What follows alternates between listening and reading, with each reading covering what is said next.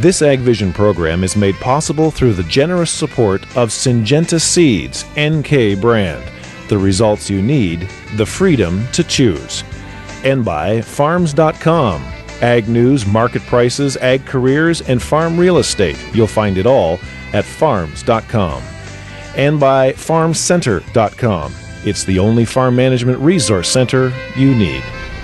According to the Canadian Federation of Independent Business, 34% of respondents called succession a high priority issue. However, 52% said that they had no plan to make this happen. Statistics surrounding successful family business transfers to the next generation are quite frankly horrendous. There are a couple of reasons. Firstly, they don't have a plan, and secondly, they ignore the impact of a family dynamic. To help us put this issue into context is the author of the book, Planting the Seed of Hope, and farm family business coach Elaine Fraese. Thanks for joining us again, as you often do. Let's walk through a couple of these things. I'm going to go through hopefully about 10 what we would call barriers in no particular order. But before we get to that, just maybe a comment from you. Why do we not do this? Is it because it's, we do our taxes because there's a deadline?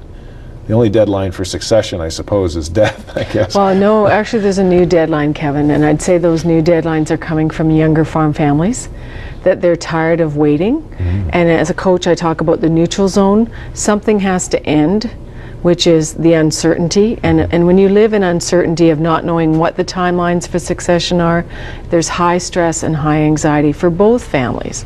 So what needs to begin is the process of succession planning. Okay. So it's time for farm families to get out of that neutral zone. Okay. Even though they say it's important, those timelines are going to become important because younger farmers are going to say, look, if we don't have a plan in place by the end of this crop year, we're out of here. Gotcha. And not to do, I'm going to play the devil's advocate here, but I can see human nature would suggest the reason we don't get to it, the reason I don't do certain things is A, there's an enjoyment factor about paperwork. Right. Right. And the other factor, quite frankly, is I've tilled the field before, I've combined the field before, I've done, vaccinated the cows before, but I've never done a succession plan. And when you really don't know what you're doing, you kind of just tend to, I'll do that later because I don't really know where to begin, and I can see where that happens. And that's an excuse, and Yep. that's fair. So how are you going to take the first step? Yep. And the Canadian Farm Business Management Council at FarmCenter.com has a fabulous book called Managing the Multi-Generational Farm. This too can be yours for $29.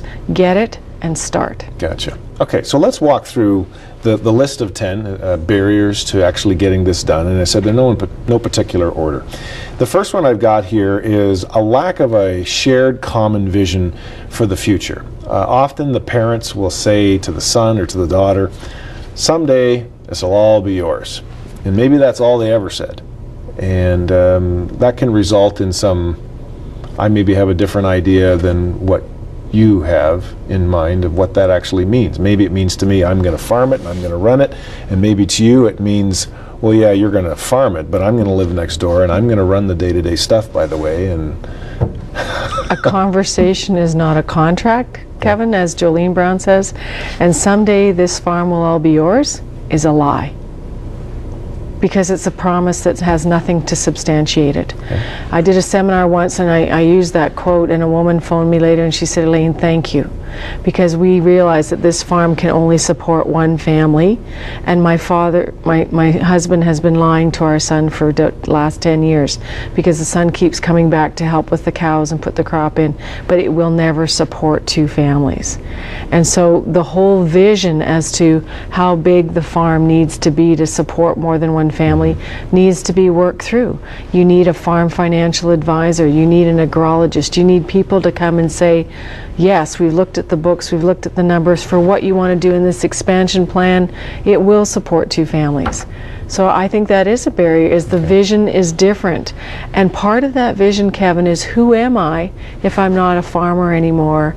And how can I be useful if I've gone from labor as a young person to management, and now I'm the owner, and I've got my son or daughter coming up behind me. And ultimately, I read an interesting piece somewhere lately where your role as the founding parents is to go back to labor and only work when you want to work. Really? Okay. Because you've transitioned the management. And ownership you may hang on to in pieces over time. But again, the other contrasting vision here, I think that's a problem, is that people do not separate an estate plan from a succession plan. Another seminar I just did this winter in Manitoba with credit unions, had an employee of the credit union come up and say, Elaine, the best thing I got from you today is I have to be much clearer with my clients that an estate plan is for death, a succession plan is for transfer of ownership. Gotcha. Okay, barrier number 2, quite simply, the daughter-in-law. That would be me. How long have we got? 3 years?